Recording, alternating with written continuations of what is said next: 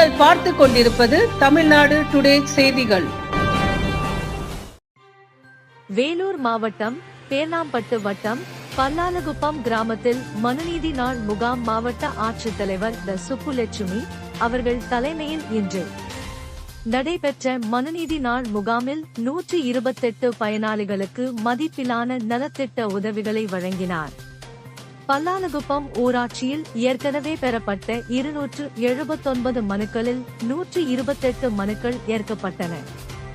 143 மனுக்கள் பரிசீலனையில் உள்ளன. 8 மனுக்கள் தள்ளுபடி செய்யப்பட்டன. இன்று நடைபெற்ற மனுநீதி நாள் முகாமில் பொதுமக்கள் 118 கோரிக்கை மனுக்களை மாவட்ட ஆட்சித்தலைவர் பொதுமக்கள் மனுக்களை வழங்கினார்கள்.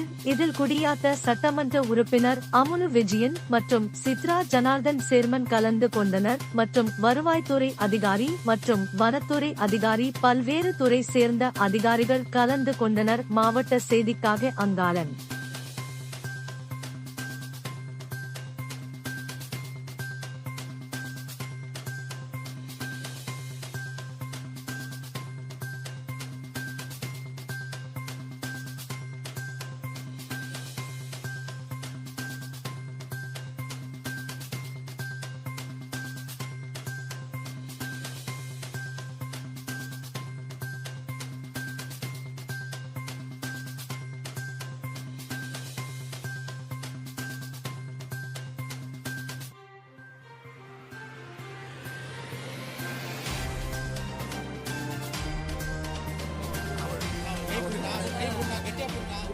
கெட்டியா பிடிங்க.